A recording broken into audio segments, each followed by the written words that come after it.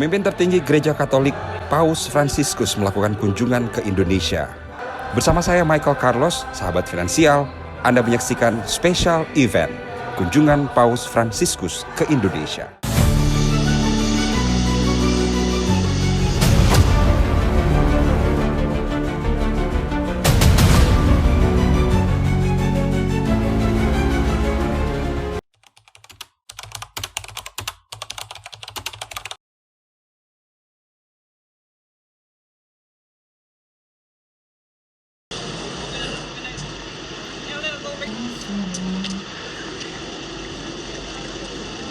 Sebuah penantian panjang selama 35 tahun, sekitar 8,6 juta umat Katolik Indonesia akhirnya bisa melepas rindu pada hari Selasa 3 September 2024. Yang membuatnya semakin istimewa, Indonesia terpilih jadi destinasi pertama dalam kunjungan apostolik atau rasuli Paus Fransiskus di wilayah Asia Oceania, kemudian Papua Nugini, Timor Leste, dan Singapura.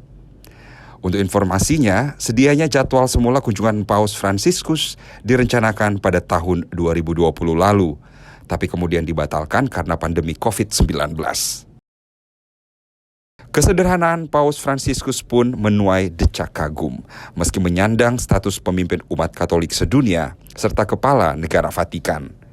Seperti sosok Santo Fransiskus dari Assisi, sosok Paus yang bernama asli Jorge Mario Bergoglio ini tampil sederhana, tiba di Bandar Udara Internasional Soekarno-Hatta pada Selasa 3 September 2024, sekitar pukul 11 lebih 25 menit waktu Indonesia Barat, tidak memakai fasilitas pesawat jet pribadi, namun menggunakan pesawat komersial ITA Airways.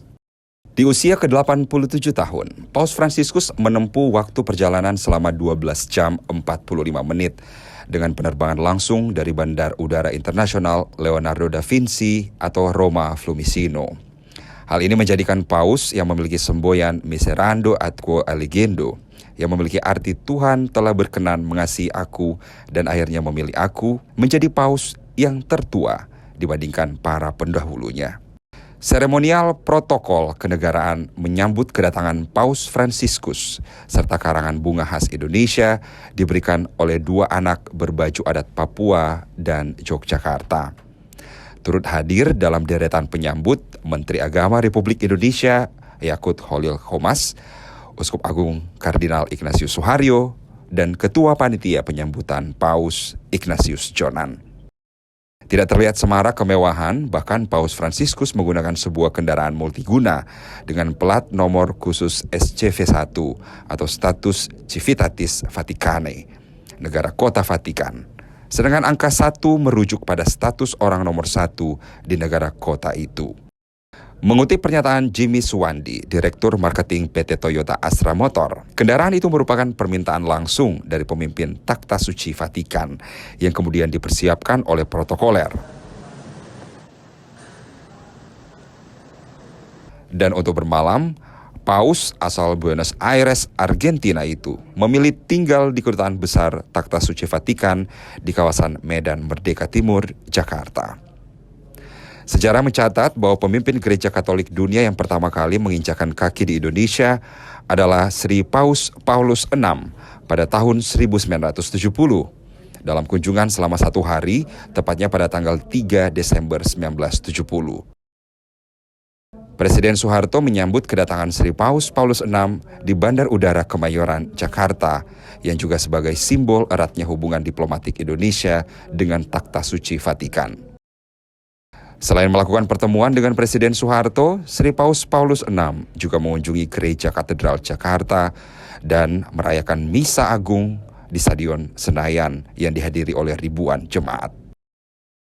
Selang 19 tahun kemudian, Sri Paus Yohanes Paulus II melakukan kunjungan resmi kenegaraan selama 6 hari, persisnya tanggal 9 hingga 14 Oktober 1989. Hari pertama kedatangan, Sri Paus Yohanes Paulus II bertemu dengan Presiden Soeharto di Istana Merdeka, lalu melakukan Misa Kudus di Stadion Utama Senayan yang diikuti sedikitnya 125.000 jemaat dari seluruh penjuru Indonesia yang memadati misa. Dalam perjalanannya berkeliling Indonesia, Paus yang dijuluki The Pilgrim Pope itu mengungkapkan kekagumannya terhadap ideologi Pancasila. Paus Yohanes Paulus II juga menyampaikan pesan untuk tetap menyebarkan kasih kepada sesama serta menjaga perdamaian dunia. Selain di Jakarta, Paus juga mengunjungi kota Yogyakarta, Maumere, Dili, serta Medan, hingga kunjungannya berakhir pada 14 Oktober 1989 dan kembali melanjutkan perjalanan dari Indonesia menuju Mauritius.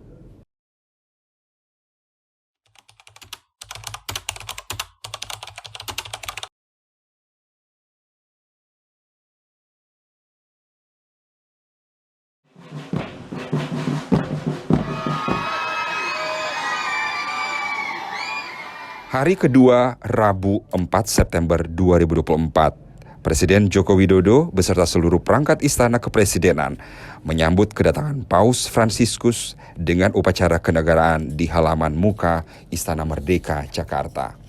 Sesudahnya Paus Fransiskus menyempatkan untuk mengisi buku tamu kenegaraan yang berkop The State Visit of His Holiness Pope Francis to the Republic of Indonesia, dengan sebuah pesan indah dalam bahasa Italia, yang dalam bahasa Indonesia berarti, terbenam dalam keindahan tanah ini, tempat pertemuan dan dialog antara berbagai budaya dan agama.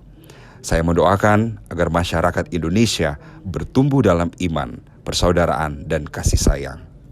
Tuhan memberkati Indonesia. Momen kehangatan antara kedua pemimpin negara pun berlanjut dengan pertemuan empat mata di beranda Istana Negara. Dari beranda, pertemuan selanjutnya, Paus Fransiskus yang dipandu Presiden Joko Widodo selaku tuan rumah bertemu dengan pimpinan lembaga tinggi negara hingga korps diplomatik negara sahabat. Pada kesempatan itu, Presiden Joko Widodo menyampaikan bahwa negara Indonesia menyambut hangat dan gembira kedatangan yang teramat mulia Paus Fransiskus dan berterima kasih telah bersedia memenuhi undangan untuk mengunjungi Indonesia. Presiden Joko Widodo memuji sikap Vatikan yang juga terus menyuarakan perdamaian di tanah Palestina. Kunjungan ini memiliki pesan yang sangat kuat tentang arti pentingnya merayakan perbedaan, di mana Indonesia sebagai negara majemuk yang terdiri dari beragam etnis. Tadi saya menyampaikan kepada Bapak Suci bahwa kita memiliki 714 suku bangsa, etnis, dan juga memiliki 17.000 pulau yang kita tinggali, yang semuanya berbeda budaya, agama, dan suku bangsa. Terus berupaya menjaga harmoni di tengah kebinekaan yang kita miliki. Bagi Indonesia, perbedaan adalah anugerah, dan toleransi adalah pupuk bagi persatuan dan perdamaian sebagai sebuah bangsa, di mana Indonesia sangat beruntung memiliki Pancasila dan Bhinneka Tunggal Ika, sehingga dapat hidup rukun berdampingan. Semangat perdamaian dan toleransi inilah yang ingin Indonesia bersama Vatikan sebarkan, apalagi di tengah dunia yang semakin bergejolak. Seperti yang kita ketahui bersama, konflik dan perang terjadi di berbagai belahan dunia, termasuk di Palestina, yang telah menelan lebih dari 40.000 korban jiwa. Indonesia mengapresiasi, sangat menghargai sikap Vatikan yang terus menyuarakan, menyerukan perdamaian di Palestina dan mendukung two-state solution. Karena perang tidak akan menguntungkan siapapun. Perang hanya akan membawa penderitaan dan kesengsaraan masyarakat kecil. Oleh sebab itu, marilah kita rayakan perbedaan yang kita miliki. Marilah kita saling menerima dan memperkuat toleransi untuk mewujudkan perdamaian, untuk mewujudkan dunia yang lebih baik bagi seluruh umat manusia. Terima kasih. Lalu tak disangka menanggapi pidato Presiden Joko Widodo, Paus Fransiskus berulang kali menyinggung soal semboyan negara Bhinneka Tunggal Ika serta isi pembukaan Undang-Undang Dasar 1945 yang merujuk kepada Allah yang Maha Esa serta berlandaskan keadilan sosial demi kepentingan rakyat Indonesia. Unità nella molteplicità. Bhinneka Tunggal Ika, Giustizia sociale, keadilan sosial, benedizione dan divina berkat ilahi sono dunque i principi karenanya adalah fondamentali prinsip-prinsip destinati a hakiki ispirare e yang orientare bermaksud programmi untuk specifici. menginspirasi Sono come dan la menuntun struttura tatanan portante sosial. la solida base sulla quale costruire Prinsip-prinsip la casa. ini dapat disamakan E dengan come non struktur notare pendukung sebuah che fondasi tali yang kokoh principi untuk membangun si rumah. accordano molto Bukankah bene kita pasti con il menyadari motto bahwa di questa mia prinsip-prinsip visita ini in sangat Indonesia? sesuai dengan moto kunjungan saya di Fede, Indonesia, fraternità, iman, e persaudaraan, compassione. bela rasa. Paus Fransiskus menyinggung soal kerukunan dapat tercapai dengan membangun jembatan, bersinergi, dan menyatukan kekuatan untuk mengalahkan segala bentuk penderitaan moral, ekonomi, dan sosial.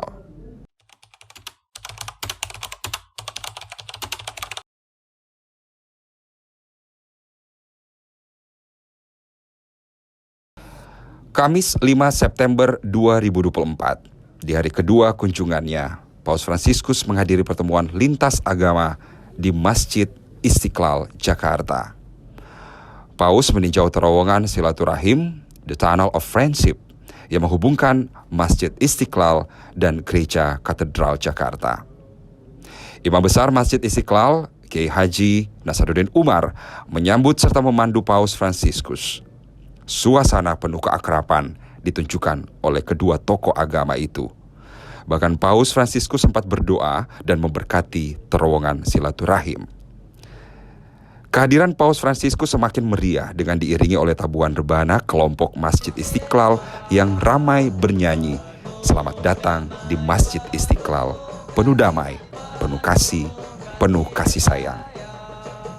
Pada pertemuan Forum Lintas Agama tampak hadir Wakil Presiden RI ke-10 Muhammad Yusuf Kalla, sejumlah anggota Kabinet Indonesia Maju, istri dari Presiden keempat Sinta Nuriyah Wahid, serta tokoh lintas agama lainnya. Dalam pidatonya, Imam Besar Masjid Istiqlal, Kiai Haji Nasaruddin Umar, menyinggung soal pentingnya pertemuan dan dialog para tokoh agama untuk menyelesaikan persoalan kemanusiaan serta ancaman kerusakan lingkungan. Masjid Istiqlal menurutnya bukan hanya rumah ibadah umat Islam, tetapi juga rumah besar bagi kemanusiaan. Tegasnya, humanity is only one, maka siapapun boleh dapat manfaat dari Masjid Istiqlal dengan ketentuan dan adab yang berlaku di lingkungan masjid. Masjid Istiqlal ini juga berfungsi untuk merawat toleransi dan moderasi umat beragama di Indonesia. Kita semua telah melakukan terobosan besar untuk merawat toleransi dan moderasi umat beragama di Indonesia dengan dibangunnya terowongan silaturahim The Tunnel of Friendship yang menghubungkan Masjid Istiqlal dan Gereja Katedral. Inilah yang menjadi bukti betapa besar peran Masjid Istiqlal sebagai melting pot, khususnya untuk warga bangsa Indonesia yang majmuk dan berbineka tunggal ika. Pendapat senada dengan pidato Imam Besar. Paus Fransiskus juga mengingatkan bahwa rumah ibadah juga merupakan rumah besar untuk umat manusia. Mengenai terowongan silaturahim, Paus Fransiskus menilai terowongan ini adalah terowongan persahabatan, sebuah simbol yang bermakna. Dua tempat ibadah agung tidak hanya saling berhadapan, tetapi juga terhubung satu sama lain. Dalam perspektifnya, Paus Fransiskus mengajak untuk selalu melihat secara mendalam, seperti terowongan persahabatan, karena hanya di sanalah dapat ditemukan apa yang bisa menyatukan di balik perbedaan. Yang selalu terpancar di wajah Anda dan merupakan tanda kecantikan dan keterbukaan batin Anda. Semoga Allah melestarikan anugerah ini dan dengan pertolongan dan berkat-Nya maju terus Bhinneka Tunggal Ika, berbeda-beda tetapi tetap satu jua. Terima kasih.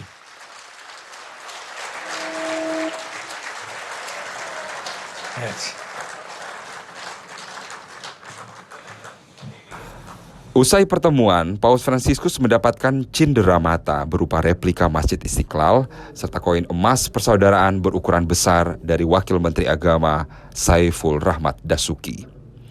Menariknya, pada koin persaudaraan itu terukir wajah Paus Fransiskus dan Imam Besar Masjid Istiqlal, Kiai Haji Nasaruddin Umar. Dan benar saja, keakraban selayaknya sahabat antara Paus Fransiskus dan Imam Besar Istiqlal terlihat semakin nyata pada sesi foto bersama. Sebelum melepas pergi sahabatnya, tampak Kiai Haji Nasaruddin Umar sempat mencuri perhatian saat mencium kening Paus Fransiskus karena rasa hormatnya serta rasa persaudaraan. Sebagai balasan, Paus yang berasal dari Ordo Yesuit itu pun mencium tangan Imam Besar Masjid Istiqlal dan itu menjadi momen berharga antar kedua pemimpin agama.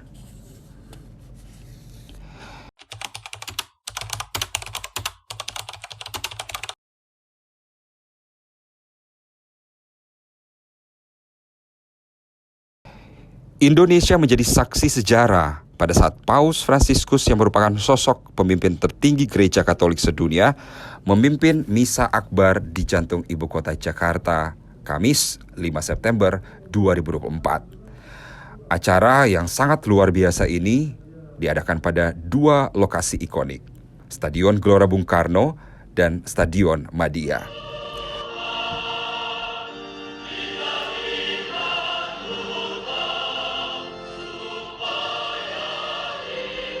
Misa Akbar yang digelar berlangsung secara hikmat dan juga berjalan kurang lebih 1,5 jam. 86.000 lebih umat Katolik dari seluruh penjuru Nusantara mengikuti agenda Misa Akbar Paus Fransiskus. Angka ini menunjukkan betapa besarnya antusias dan arti penting akan kunjungan Paus Fransiskus bagi umat Katolik Indonesia. Hal ini tidak terlepas dari rangkaian persiapan yang dilakukan secara besar-besaran untuk memastikan kelancaran acara ini, mulai dari pengaturan keamanan hingga koordinasi logistik untuk mengakomodasi ribuan jemaat yang hadir. Misa Akbar yang dipimpin langsung oleh Paus Fransiskus bukan sekedar ritual keagamaan saja, melainkan juga menjadi momen pemersatu yang melampaui batas-batas agama dan budaya. Hadirnya Paus Fransiskus dikenal dengan pesan-pesan perdamaian dan toleransinya. Tentunya ini diharapkan dapat memperkuat semangat kerukunan antar umat beragama di tanah Nusantara ini. Acara ini juga menjadi kesempatan bagi Indonesia. Tentu pada momentum ini semua mata dunia tengah tertuju kepada kita. Ya, kita bangsa Indonesia yang memiliki pesona akan kebinekaannya. Bagi banyak umat Katolik Indonesia, Misa Akbar ini merupakan kesempatan langka dan sangat berharga. Pasalnya mereka dapat merasakan kehadiran langsung Sang Paus, pemimpin spiritual mereka. Momen spiritual ini diharapkan pula dapat memberikan inspirasi dan kekuatan baru bagi para umat dalam menjalani kehidupan beragama mereka. Misa Akbar Paus Fransiskus yang digelar di Stadion Utama Gelora Bung Karno tentunya juga memberikan pengaruh terhadap ekonomi. Pasalnya, hotel-hotel yang berlokasi di sekitar Stadion Utama Gelora Bung Karno pun ikut kebanjiran berkat dari acara Misa Akbar tersebut. Kedatangan Paus Fransiskus tak hanya memberikan dampak kepada umat Katolik saja, akan tetapi rupanya juga membawa dampak positif untuk tingkat okupansi hotel di sekitar lokasi Misa Akbar digelar. Hal ini tentunya dikarenakan banyaknya jemaat Katolik yang datang dari seluruh penjuru Nusantara dengan niat untuk mengikuti Misa Akbar yang digelar di Stadion Utama Gelora Bung Karno. Peningkatan okupansi hotel tak hanya terjadi di sekitar lokasi Misa Akbar, namun peningkatan okupansi hotel juga terjadi pada hotel-hotel yang terletak di kawasan Senayan, dan peningkatan yang terjadi merupakan peningkatan okupansi yang sangat signifikan. Bahkan dapat dikatakan sebagai peningkatan okupansi yang meroket sejak beberapa hari lalu. Bahkan peningkatan okupansi hotel juga terjadi di lokasi yang notabene tidak dapat dikatakan dekat dengan lokasi Misa Akbar. Seperti halnya hotel-hotel yang berada di Jalan Gatot Subroto, hotel-hotel yang berada di Jalan Gatot Subroto. Hotel-hotel di lokasi ini sedari Kamis pagi sudah berjejer bus-bus yang akan mengantar jemaat untuk melakukan Misa Akbar. Hal ini selaras dengan prediksi awal Ketua Perhimpunan Hotel dan Restoran Indonesia atau PHRI Daerah Khusus Jakarta, Sutrisno Iwanto, yang mengatakan bahwa kunjungan Paus Fransiskus ke Indonesia akan membuat okupansi hotel naik hingga 25%. Sutrisno juga menyampaikan orang yang menginap di Jakarta rata-rata berada di hotel sekitaran Gelora Bung Karno. Hal itu disebabkan oleh agenda Misa Akbar yang dipimpin Paus Fransiskus pada Kamis 5 September 2024. Dampak ekonomi dari kegiatan ini tak hanya menyentuh sektor perhotelan saja, namun usaha-usaha yang berbasis UMKM pun tak luput mendapat berkat pada kegiatan Misa Akbar atau Misa Agung itu. Bak durian runtuh yang didapatkan dari Paus Fransiskus bagi UMKM tanah air. Pasalnya, banyak di antara mereka mendapatkan banjir pesanan dari umat yang datang ke Misa Akbar tersebut. Agenda Misa Akbar Paus Fransiskus turut menggerakkan roda perekonomian warga, terutama para pelaku UMKM. Ketua Divisi Sentra Bimbingan Usaha Kecil atau SABUK, Komisi Pengembangan Sosial Ekonomi atau PSE Keuskupan Agung Jakarta, Andreas Stefan Sindi Adam, mengatakan setidaknya dibuka 50 tenda yang khusus disediakan di sekeliling area luar Stadion Utama Gelora Bung Karno atau GBK Jakarta. Dan di sekeliling area luar Stadion Madia GBK juga terdapat 50 tenda lainnya. Stefan juga menyampaikan bahwa para pelaku UMKM tersebut diambil dari sekitar 40 paroki yang ikut tergabung dalam tim Sabuk KAJ. Setiap paroki itu dianjurkan untuk memilih UMKM yang menjual produk dengan kurasi rasa, harga, dan penampilan. Hal ini dikarenakan mereka sudah mendapatkan pembinaan dan pendampingan. Para pelaku UMKM itu sudah mampu menjaga kualitas produk dan kemasan. Tak hanya makanan dan minuman saja yang mengalami peningkatan omset dari penyelenggaraan misa tersebut, akan tetapi ada sebagian orang yang menjual pernak-pernik pada momentum ini. Sejumlah orang yang tergerak untuk menyembuhkan kerinduan umat yang tak dapat bertemu Paus Fransiskus dengan membuat pernak-pernik. Divo Gracianto yang menginisiasi pembuatan piring hias seperti yang banyak dijual saat kedatangan Paus Yohanes Paulus II pada tahun 1989. Lantas ia memutuskan membuat kenang-kenangan atau souvenir bekerja sama dengan sebuah percetakan. Mereka menciptakan piring hias berbahan melamin premium dengan desain yang dirancang secara mandiri. Divo mengatakan buatangan piring ini dijual dalam dua versi. Pertama, piring berdiameter 15 cm dijual dengan harga Rp50.000. Dan yang kedua, piring berdiameter 20 cm dijual senilai Rp100.000. Secara terpisah, peneliti senior Institute for Development of Economics and Finance atau INDEF, Esther Sri Astuti mengatakan bahwa bisnis UMKM dapat terus berlanjut ketika gereja turut memberdayakan para pelaku usaha. Misalnya mewadahi mereka untuk ikut memeriahkan acara yang diadakan gereja tiap pekan. Barangnya bisa beraneka ragam, upaya ini bisa mendongkrak omset para pedagang.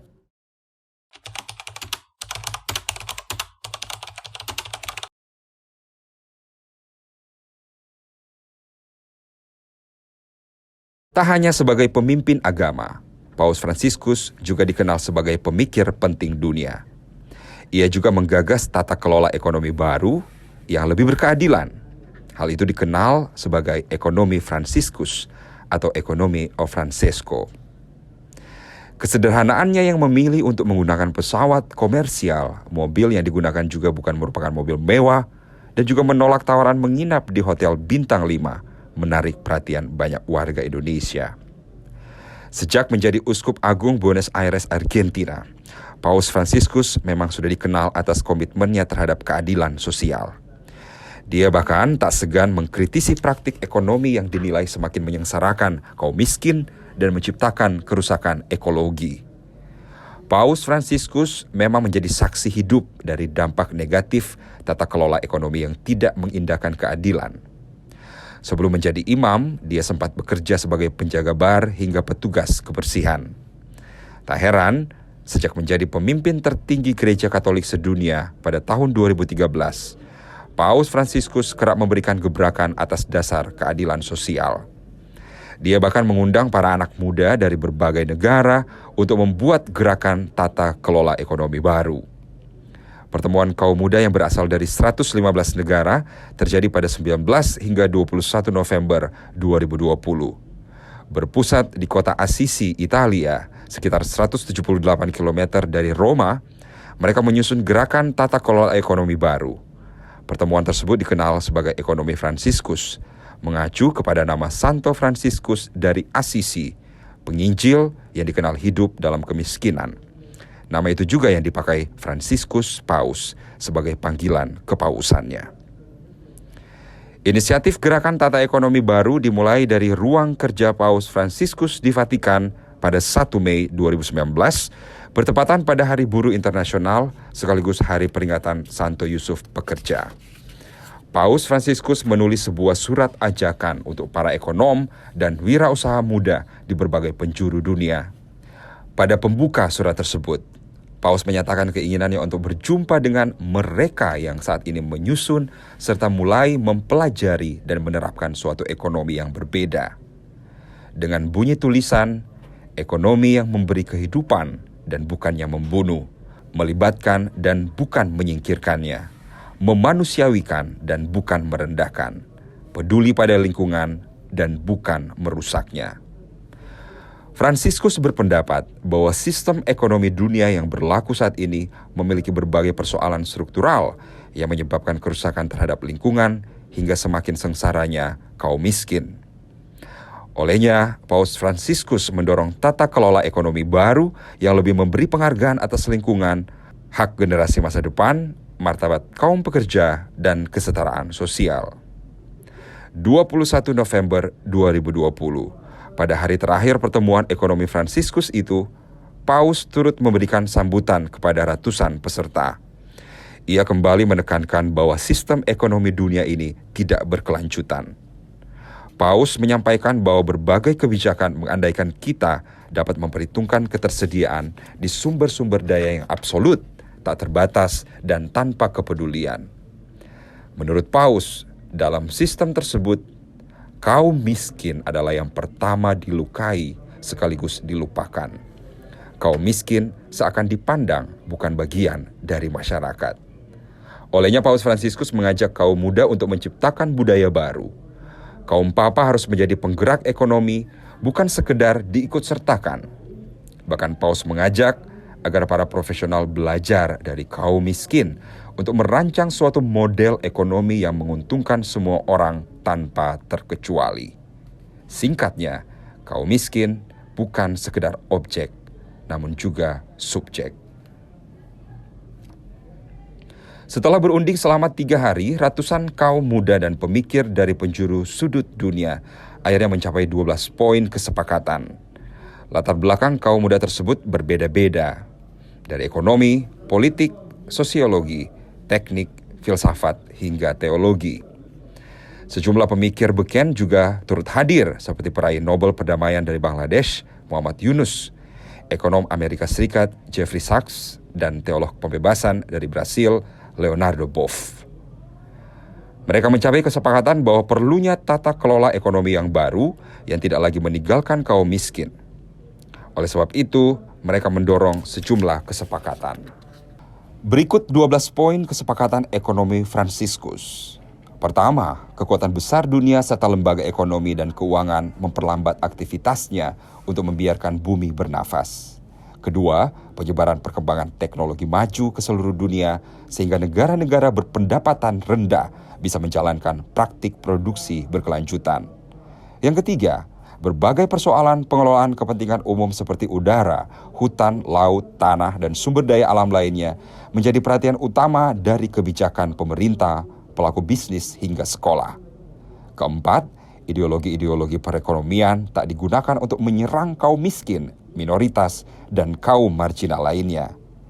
Yang kelima, hak untuk pekerjaan yang layak bagi semua, sehingga negara harus melarang pilihan bisnis yang mengeksploitasi kaum yang tidak beruntung.